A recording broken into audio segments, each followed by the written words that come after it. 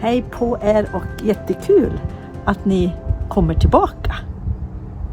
Och om ni inte har varit med här förut så tycker vi att det är lite extra roligt.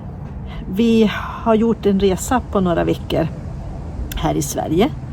Och det här blir en film till som handlar om det.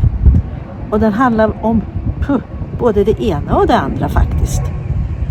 Vi tycker ju om att resa och vi tycker om att åka i våran Julle, våran nya VW-buss. Nya och nya, men ja, ni fattar. Och alltså David har tröttnat på den. Vänta ska ni få se vad som händer.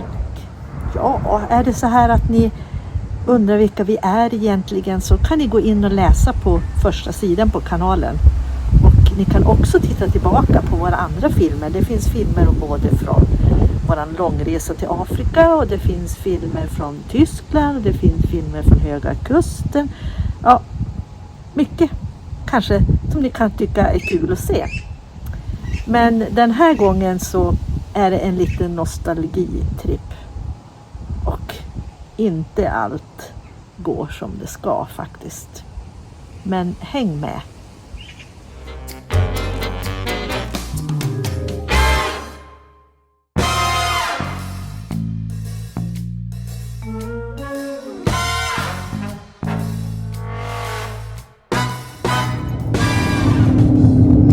Vi hamnade faktiskt på den här vägen därför att vi körde vid Stenungsund och där vägen är avstängd på grund av ras. Visst var det ett ras där? För ett tag sedan. Ja. Och då valde vi att ta den här lilla vägen mot Jönköping. Men först lite nostalgi för David.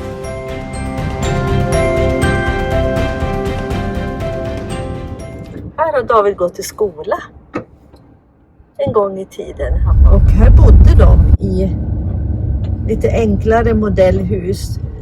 Det var som längor, eller? Hur sa du?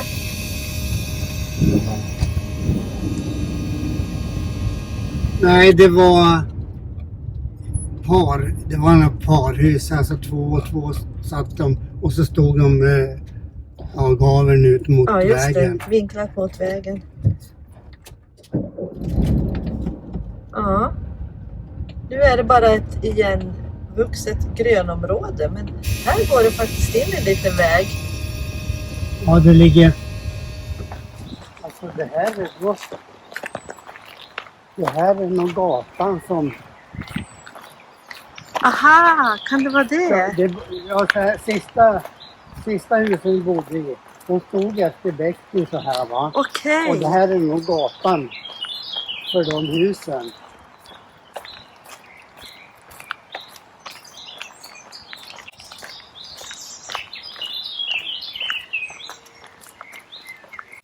Vilken fågelsång. Man ser ju att det är gamla träd också så att... Ja.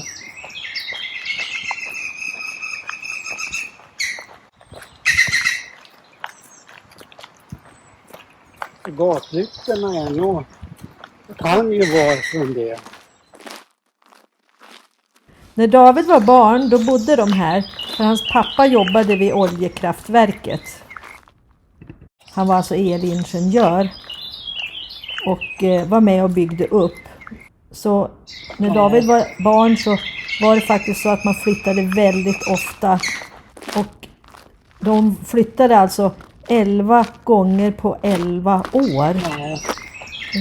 Och flera gånger så flyttade man inom det här området som då var ett bostadsområde för de som arbetade vid Vattenfall. Ja. Hur känns det att se så här då? Ja, jag visste ju att det inte var någonting, men...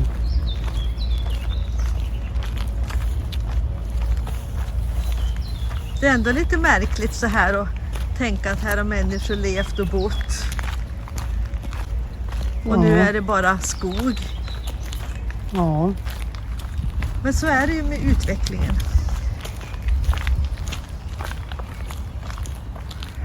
Vi har stannat efter vägen nu för att det har kommit tillbaka det här missljudet som var när vi åkte i Tyskland faktiskt förra sommaren. David tycker inte det här är alls kul, eller hur? Vilket då? Det här missljudet som har blivit. Missljud? Är det inte det? Vad är det för ljud? Kan man inte kalla det så? Det som låter när vi kör. Han försöker kolla upp lite nu vad det kan vara. Han har sina teorier och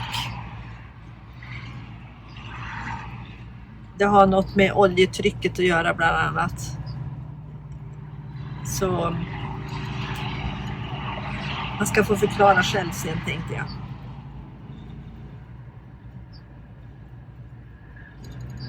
Det är inte så kul när det låter så här. Nu tog jag bort. Ja, det larmar. Ja, det är inget missljud. Nej, okej. Det var ett bättre ord.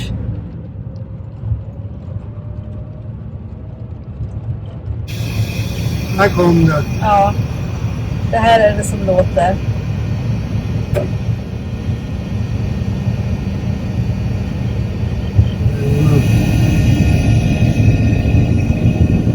Och ni förstår ju att det här ljudet är ju inte så kul. Och jag måste säga, jag är väldigt tacksam till att mekanikern är med och kör. Jag har ju noll koll på vad det kan vara det här.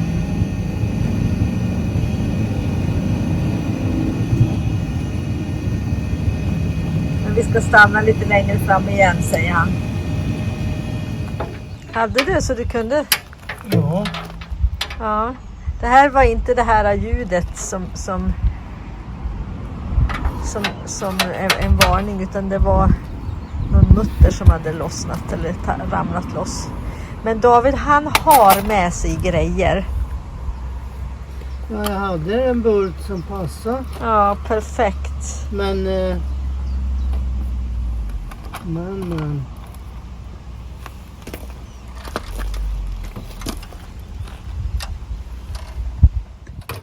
David frågade mig precis om jag är orolig för att bilen krånglar, och då sa jag att jag förstår ju inte. Vad gjorde du nu? Gjorde du någonting så att nej. du luftade något, eller vad sa du? Tagit bort locket. Ja. Och då, om det är bensin,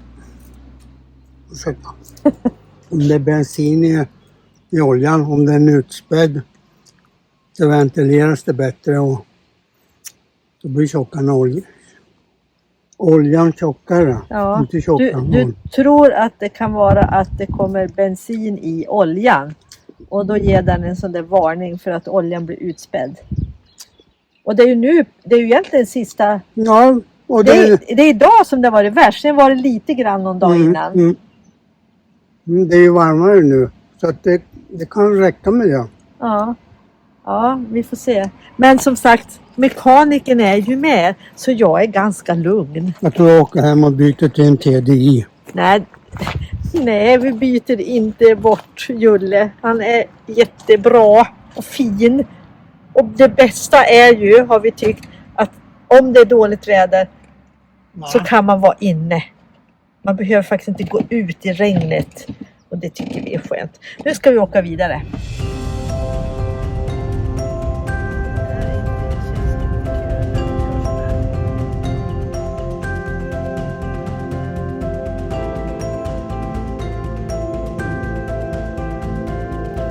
Och vi har faktiskt hamnat i Falköping och uppe på Mössebergs camping.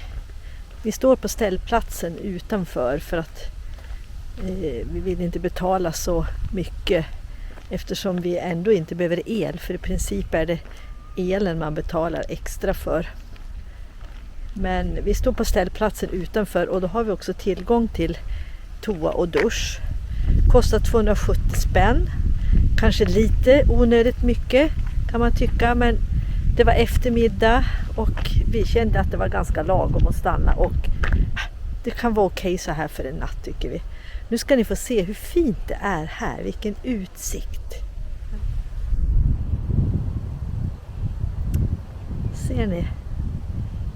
Långt, långt, långt bort ser man. Och nu ska jag gå en bit här. Det finns flera vägar att gå. Motionscentral, skidstuga, djurpark. Breda blick, det är ju en restaurang och så finns det en utsiktspunkt 150 meter härifrån. Så jag ska gå dit först i alla fall, får vi se.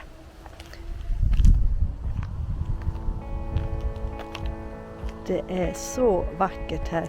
Jag har varit på Mösseberg en gång för många, många år sedan på kurorten som ligger här. Efter en utlandsvistelse så ingick det i kontraktet att man fick en vecka hemma med lite relax och lite samtal och debriefing och sådär. Och då var jag här på Mösseberg.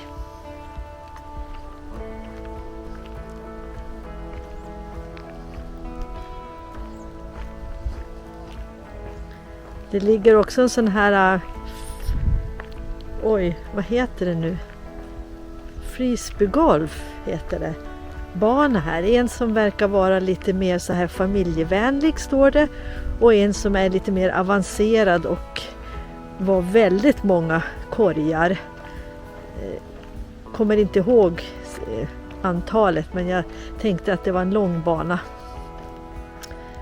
Så jag förstår att det är ett välbesökt plats. Ska se här framme, tror jag den ligger. Utsikten.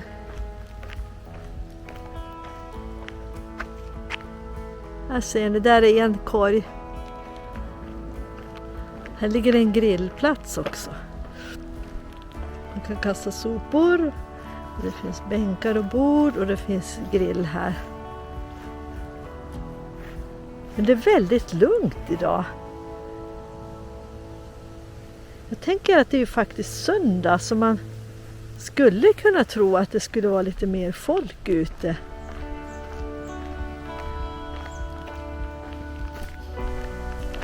Jag har precis ätit middag och idag så blev det biff och potatissallad.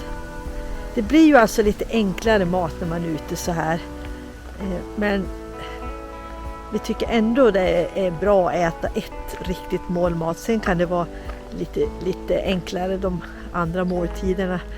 Jag ska visa, här var ett jättefestligt träd. Kolla. Vilket grenverk. Alltså jag är ju så dålig på sånt här, men vad är det för träd? Kan någon tala om det för mig? Det här är faktiskt ett naturreservat också.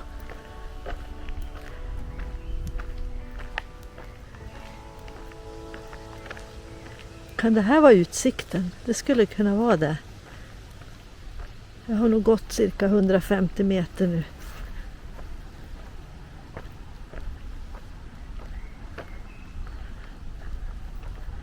Alltså jag får en sån där konstig association nu som ungefär så här brukar det vara när man är i Addis i Etiopien och åker upp på en Totoberget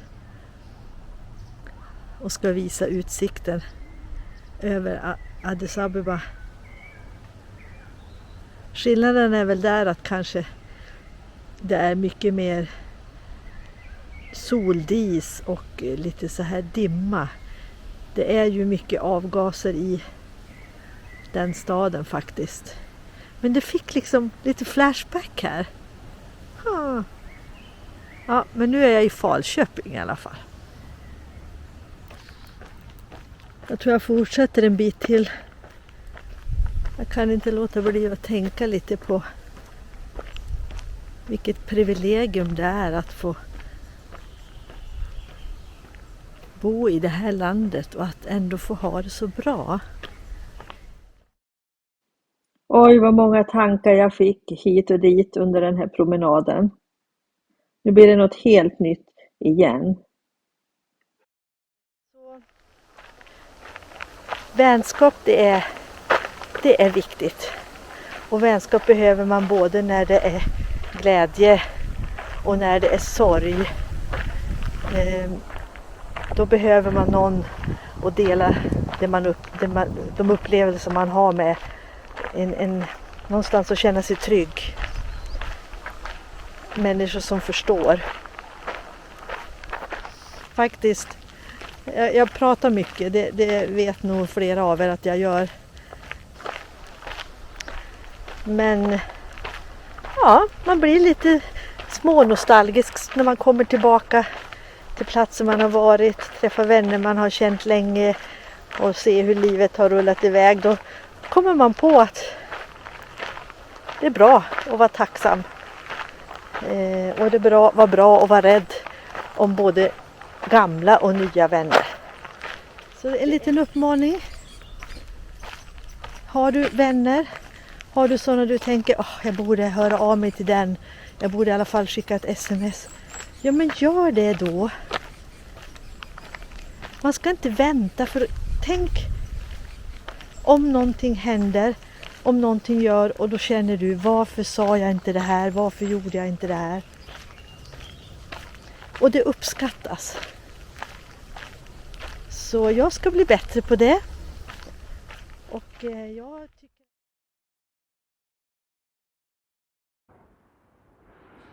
Nu har jag skickat mitt sms och nu blir det snabbt byte av ämne. Nu är jag strax framme vid campingen och det är så att vi har tillgång till toa och dusch inne på den. Så jag ska gå in och titta på det. Nu kommer jag liksom in en bakväg kan man säga. Till höger eller bakom de här röda husen ni ser. Här där är ställplatsen där vi står. Och den är utanför själva området. Här verkar det vara sopsortering så där ska vi slänga lite sopor.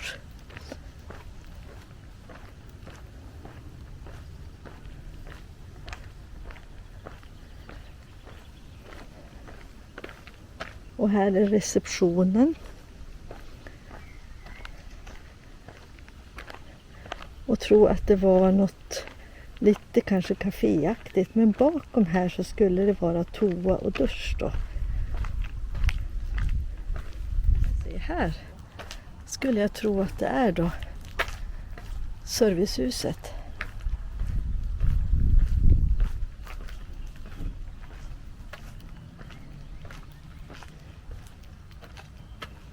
Ja, här är latinträning.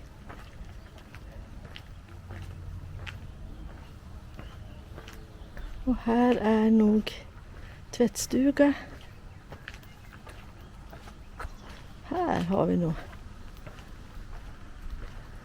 Här är tvättstuga.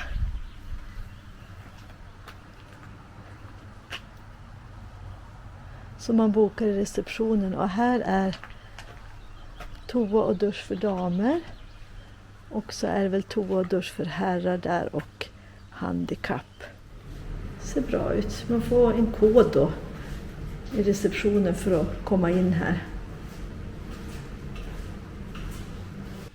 Längst in i hörnet är det kök också. Det har vi inte använt. Men vi har möjlighet att använda det också.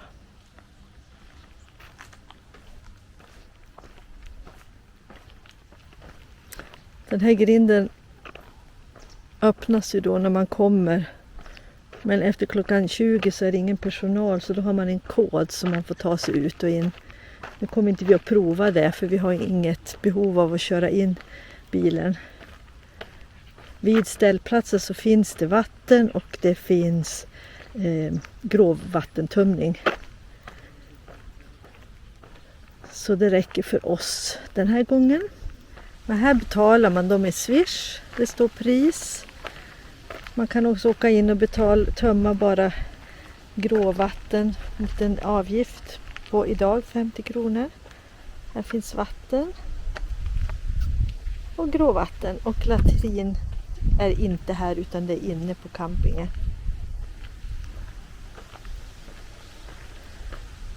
Men nu tror jag att det är dags för kaffe. Får vi se om han är vaken eller inte.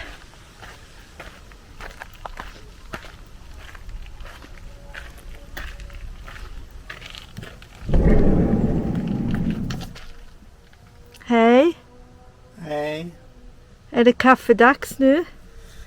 Ja, det är väl det.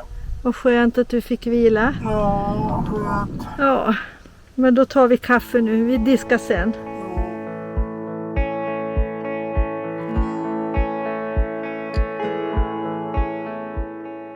Ja, en ny dag och vi åker vidare.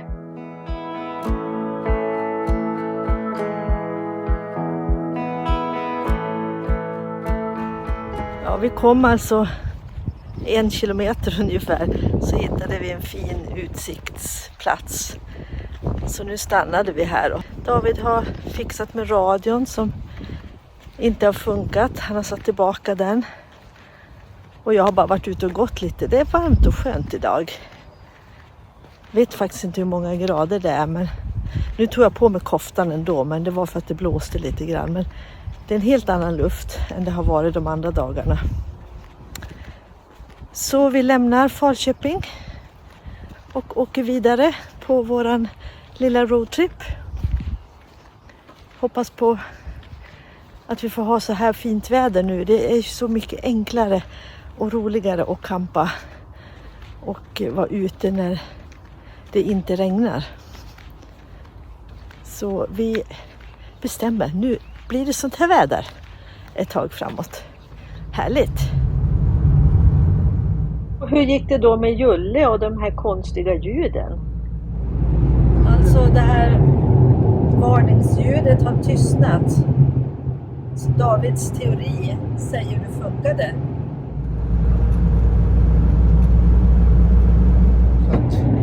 Ja. Ja. Skönt. Ja, här slutar den här filmen. Och vi fortsätter åka. Och vi kommer igen med en ny film. Och tack för att ni har varit med och tittat. Och har ni tyckt om det här så, ja ni vet, en tumme upp är alltid kul för oss. Och ännu roligare med kommentarer. Och skulle ni vilja prenumerera så gör gärna det också. Det är helt gratis. Men annars, välkomna tillbaka om någon vecka igen. Tack så mycket från oss och hej då!